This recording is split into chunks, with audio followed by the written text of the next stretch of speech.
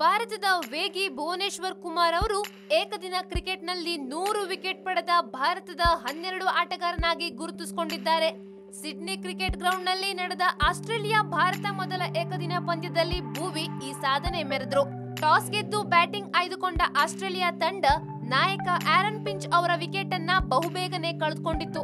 ಭುವಿ Finch ಅವರನ್ನ ಕೇವಲ 6 ರನ್ನಿಗೆ ಪೆವಿಲಿಯನ್ಗೆ ಅಟ್ಟುವ ಮೂಲಕ ಏಕದಿನದಲ್ಲಿ 100ನೇ ವಿಕೆಟ್ ಮೈಲುಗಲ್ಲನ್ನ ಸ್ಥಾಪನೆ ಮಾಡಿದ್ರು. 28ರ ಹರೆಯದ ಭುವನೇಶ್ವರ್ ಒಟ್ಟು 96 ಪಂದ್ಯಗಳಲ್ಲಿ 37.88ರ ಸರಾಸರಿಯಂತೆ 100 ವಿಕೆಟ್ ಪಡೆದಿದ್ದಾರೆ. ಸರಾಸರಿ ಅಷ್ಟೇನು ಉತ್ತಮವಿಲ್ಲದಿದ್ರು ಭುವಿ ಭಾರತದ ಭರವಸೆಯ ಬೌಲರ್ ಎನ್ನುವಲ್ಲಿ ಎರಡು ಮಾತಿಲ್ಲ. 3 ಪಂದ್ಯಗಳ ಭಾರತ ಆಸೀಸ್ ಏಕದಿನ ಸರಣಿಯಲ್ಲಿ ಭುವಿ ಇನ್ನಷ್ಟು ವಿಕೆಟ್ ಗಳಿಸುವ ನಿರೀಕ್ಷೆ ಇದೆ. ಉತ್ತರ ಪ್ರದೇಶದ ಭುವನೇಶ್ವರ್ ಕುಮಾರ್ ಸಿಂಗ್ 2009-10ನೇ ಸಾಲಿನಲ್ಲಿ ರಾಯಲ್ ಚಾಲೆಂಜರ್ಸ್ ಬೆಂಗಳೂರು ಪರ ಆಟ ಆಡಿದ್ರು. 2011ರಿಂದ 13ರವರೆಗೆ ಪುಣೆ ವಾರಿಯರ್ಸ್ ಇಂಡಿಯಾ ಪರ ಆಟ ಆಡಿದ್ದಾರೆ. 2014ರಿಂದ ಇಲ್ಲಿಯವರೆಗೆ ಸನ್ ರೈಸರ್ಸ್ ಹೈದರಾಬಾದ್ ಪರ ಆಟವನ್ನ ಆಡ್ತಿದ್ದಾರೆ.